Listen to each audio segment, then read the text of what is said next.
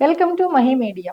AP ముఖ్యమంత్రి Chandrababu fee reimbursement చెల్లించకపోవడంతో విద్యార్థులు చదువులు మానేసుకుంటున్నారని వైసీపీ అధినేత వైఎస్ జగన్ ఆరోపించారు. చంద్రబాబు పాలనలో అన్ని రంగాల్లోనూ తిరోగమనమే కనిపిస్తోందని, ముఖ్యంగా విద్యారంగాన్ని దారుణంగా దెబ్బతీశారని మండిపడ్డారు.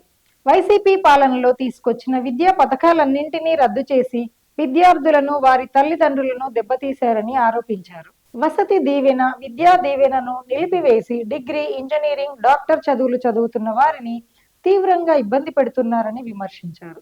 తమ పాలనలో ప్రతి త్రైమాసికం పూర్తి కాగానే విద్యార్థుల తల్లిదండ్రుల ఖాతాలో నగదు జమ చేసేవాళ్లమని, గత విద్యా సంవత్సరం డిసెంబర్ త్రైమాసికం వరకు 12,609 కోట్లు ఒక్క విద్యా దీవెనకే ఖర్చు చేశామని పేర్కొన్నారు. ఎన్నికల కోడ్ కారణంగా జనవరి, మార్చి త్రైమాసికానికి ఏప్రిల్లో వెరిఫికేషన్ చేసి మే నెలలో ఇవ్వాల్సిన ఫీజు డబ్బులు ఇవ్వనీయకుండా ఇదే కూటమి పార్టీలు ఈసీకి ఫిర్యాదు చేశారని ఆరోపించారు. అప్పటి నుంచి ఇప్పటి వరకు 3 త్రైమాసికాల ఫీజు రియంబర్స్మెంట్ విద్యార్థులకు చెల్లించాల్సి ఉందని వెల్లడించారు.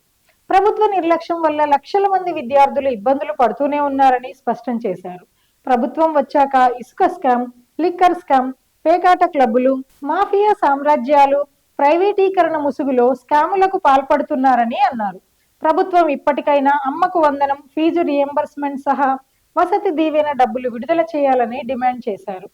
పిల్లల చదువులను దెబ్బతీసే నిర్లక్ష్యాన్ని తీవ్రంగా ఖండిస్తున్నానని ప్రతిపక్ష వైసీపీ అధినేత వైఎస్ జగన్ ట్వీట్ చేశారు.